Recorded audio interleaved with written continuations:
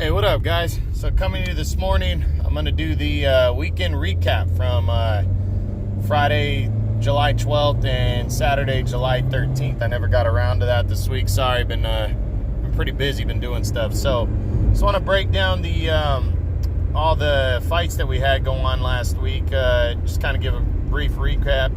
I'll start with the Friday fight. There was one fight on Friday from Japan on ESPN.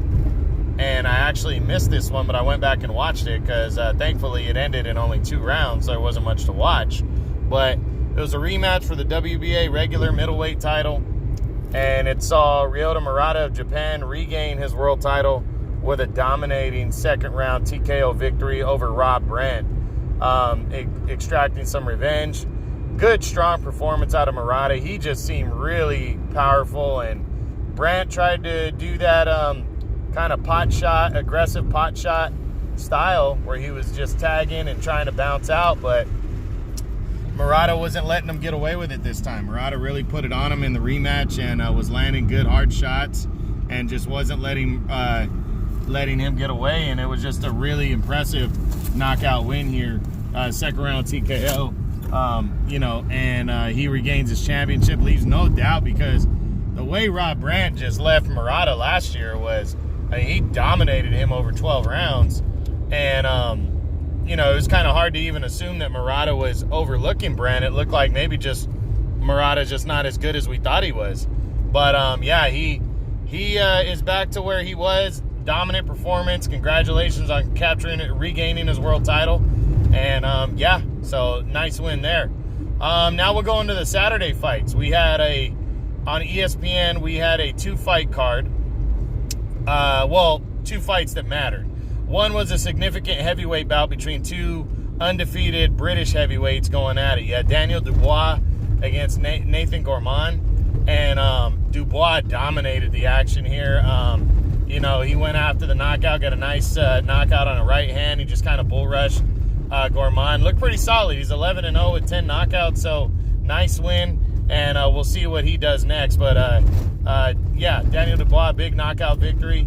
And then in the main event, you had Joe Joyce, undefeated heavyweight, kind of on the verge of breaking into the top 10. He took on former world title challenger Bryant Jennings. Now, Jennings, just lost back in January in a fight he was winning. Undefeated Oscar Rivas rallied to beat him. And, in the 12th round, he was behind on the cards and stopped Jennings, surprisingly. So going into this one with Joe Joyce, who had knocked out Bermane Stavern and, Alexander Ustinov, 2 guys that are kind of stepping stone fighters now, Joe Joyce really needed to look good against the Bryant Jennings to be believable that he's ready for the top 10, because a lot of people are saying he's a future top 10 guy. This is a guy that really could make an impact in the heavyweight division. And he took his next step as he pretty much dominated Jennings over 12 rounds. Now, he could not score the knockout. I did not see the fight, so I don't know how willing Jennings was to engage. I'm sure it wasn't too much, because Joyce is a big power puncher. But, you really got to look at it like this.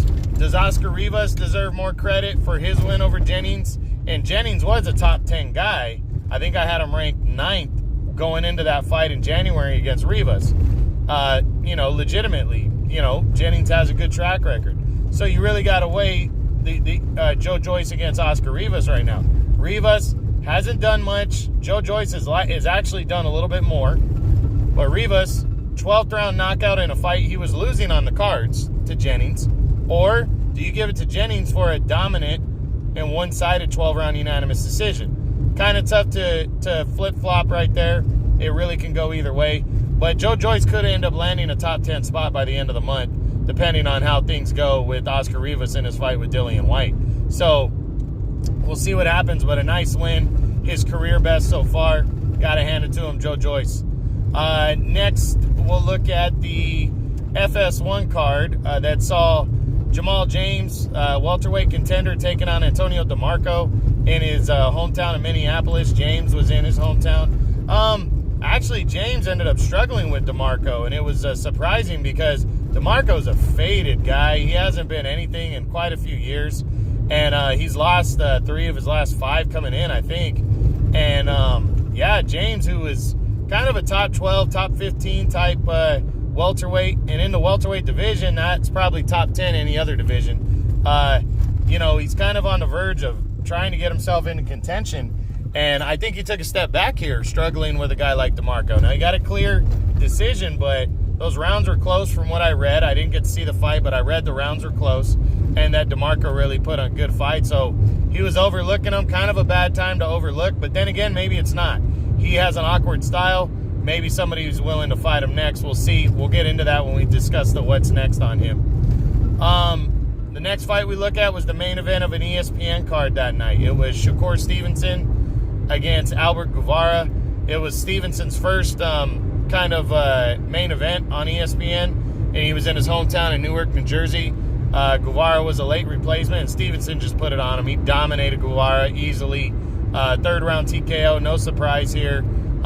You know, we'll talk about his future stuff coming up, but yeah, another dominant performance by the undefeated rising star Shakur Stevenson. And then probably the biggest fight of Saturday was the DAZN main event. That saw undefeated Rey Vargas, the WBC super bantamweight champion, that's 122 pounds, taking on interim champion and former bantamweight world champion Tomoki Kameda. You know, Kameda actually looked solid early. He was coming at it, and he was pretty much relentless the whole fight, but he couldn't land anything concrete and solid. You know, he landed punches here and there, but Vargas made him miss, and Vargas just landed the better counter shots. You know, he outboxed and countered Kameda, and, you know, it was a convincing decision. It wasn't a landslide decision, but it was a convincing decision, and, you know, he was on his back foot for most of the fight, but it didn't look like he struggled in this one the way he did against Hovhannissian and his last fight against Manzanilla. So Kameda, he came to fight, he fought hard, but he lost this fight, and, you know, Vargas, a nice performance. You know, we'll see. We'll talk about what he's going to do next when I do my what's next on him on Sunday. But, yeah, that's what happened last weekend. So, you know, the win of the weekend was probably Murata's second round TKO, getting that revenge on Rob Brandt to regain the WBA regular middleweight title. And that's pretty much it. All right, guys. Hope you enjoyed this. I'll be back with the What's Next series. We're going to do like, I think I'm doing 5 fights, 5 What's Next on Sunday. And then, yeah, Monday we'll go into what's going on the 27th. We'll do the weekend preview for the July 27th. And then Tuesday we're going to get into the weekend recap from this one coming up with Manny Pacquiao and all those guys. So it should be pretty Sunday, Monday, Tuesday, guys. Should be pretty good breakdown. So that's it. True Boxing. Been here with the truth.